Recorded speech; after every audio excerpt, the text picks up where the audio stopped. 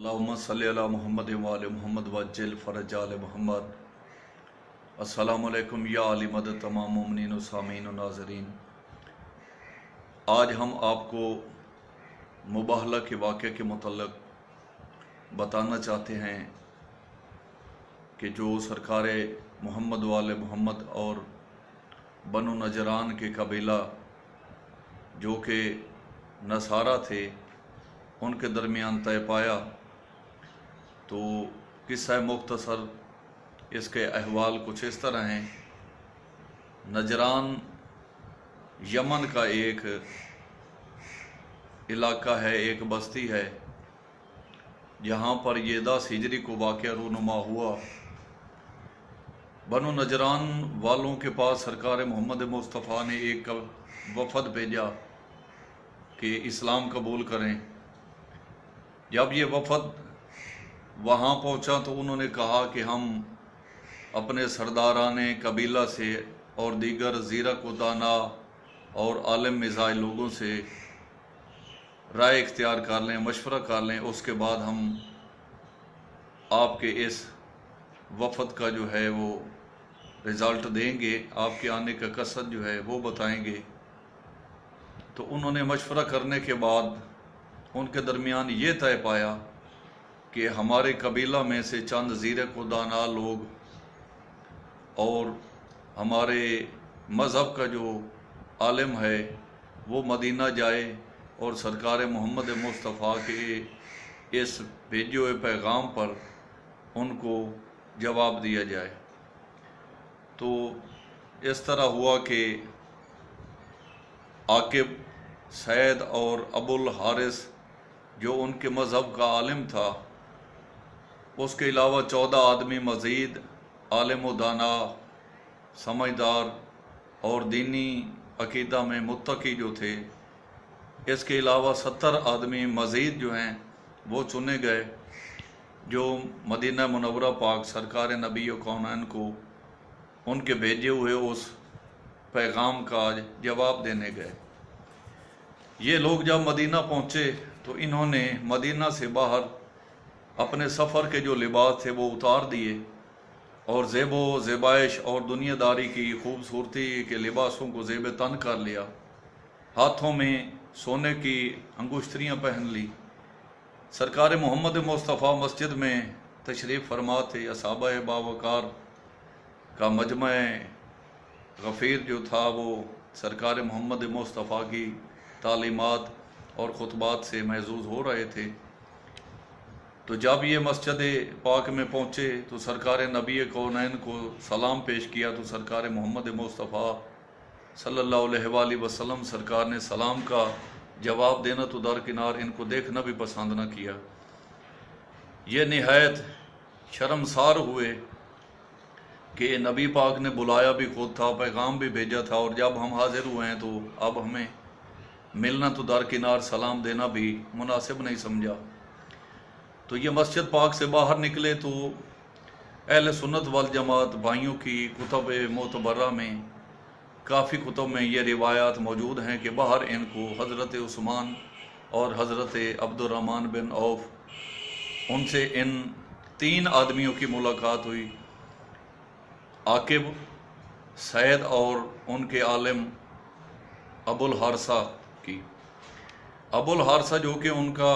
Main जो था वो आदमी था, आलिम भी था, उनका राहिब भी था, उसने हज़रत उस्मान और अब्दुर्रहमान बिन औफ से ये कहा कि आपके नबी ने हमारे साथ ये ऐसा क्यों किया है, हमें हकारत की निगाह से क्यों देखा है। तो इन दोनों बुज़ुर्गों ने, हज़रत उस्मान और अब्दुर्रहमान बिन औफ ने खामोशी इख्तियार की। हज़रत उस्मान और हज़रत अब्दुर्रहमान बिन औफ इन तीनों को लेकर सरकार अली बादशाह की बारगाह में पहुँचे, सरकार से मुलाकात की। तो सरकार अली बादशाह ने कहा कि हमारे नबी बरहक के, हमारे नबी कौनैन ने आपको सलाम का जवाब देना और आपको बिठाना इसलिए गवारा नहीं समझा क्योंकि आप दुनियादारी के लिबास में उनको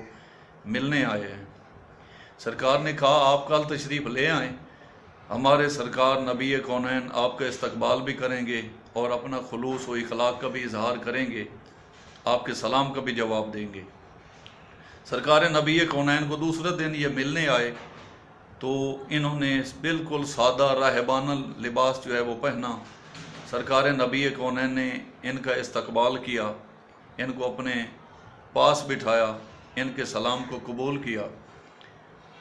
تو ابو الحارث جو کہ عالم تھا اس نے گفتگو کا اظہار کیا سرکار نبی کونین کے ساتھ۔ اس نے کلام کرنا شروع کیا کہ ہمارا آپ سے ایک سوال ہے کہ آپ ہمارے عقیدہ میں اور اپنے اس دین میں جو آپ سمجھتے ہیں کہ سرکار عیسیٰ علیہ السلام کے حق میں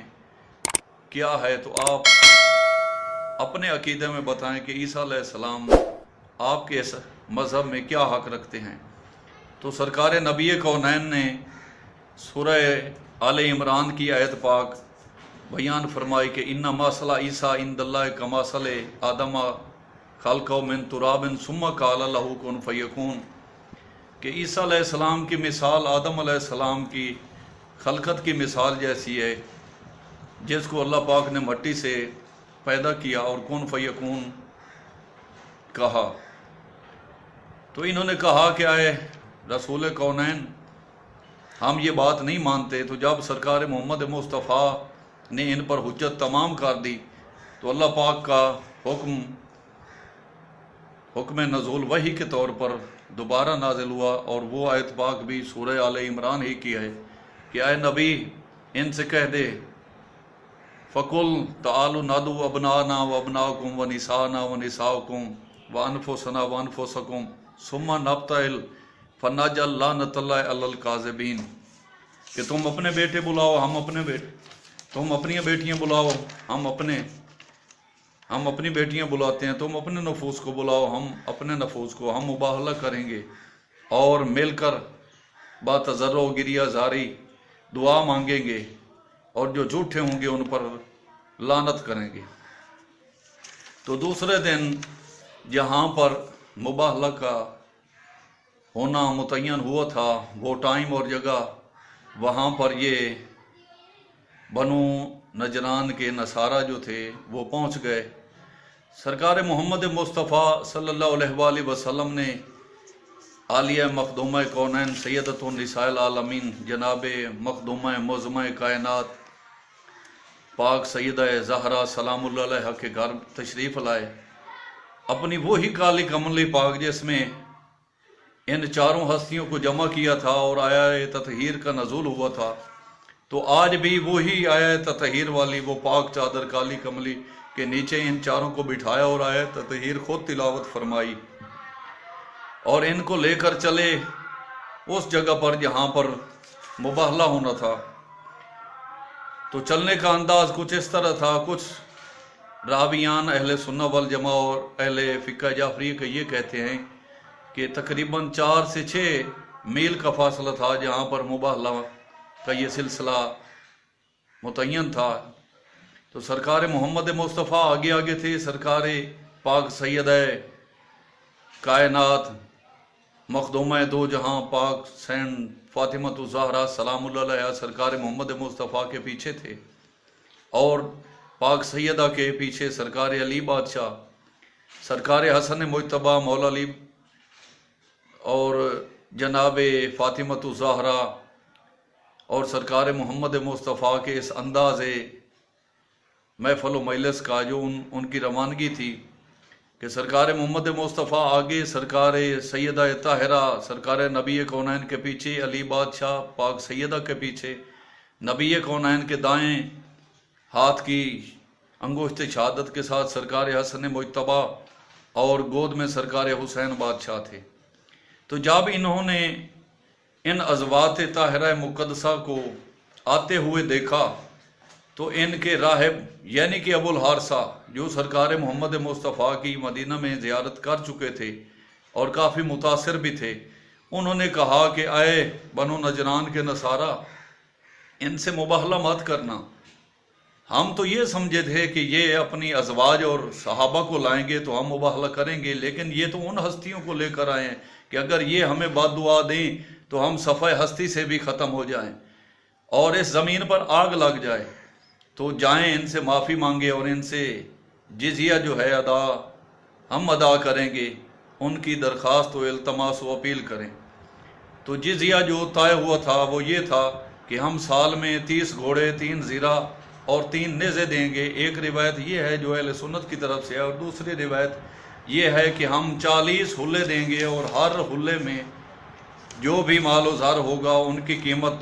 40 درہم ہوگی۔ یہ سال کا جزیہ قرار پایا۔ ابو الحارث کا ایک بھائی تھا جو خود بھی بہت دانا و بینا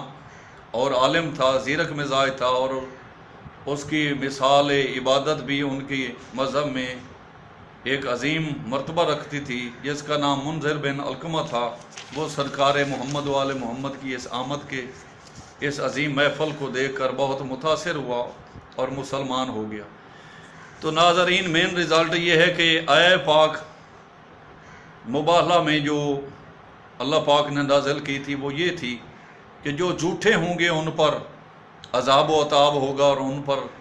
لعنت ہوگی۔ تو کائنات کے ان مالکان دو جہاں نے ثابت کر دیا، اور اللہ پاک نے بھی بتا دیا، اور انہوں نے بھی مان لیا کہ محمد و آل محمد کے علاوہ دنیا عالم میں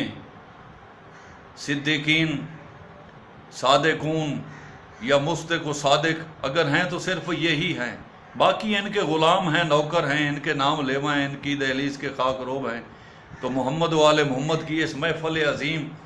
جو اس ذات بابرکات کی اس حدیث قدسی کی مصداق ہے کہ اللہ پاک کہہ رہا ہے کہ میں نے چاہا کہ میں پہچانا جاؤں تو میں نے ان کو خلق کیا، بس یہی میرے حجاب ہیں، یہی میرا نور ہیں، یہی راہ ہدایت ہیں، یہی راہ صراط مستقیم ہیں،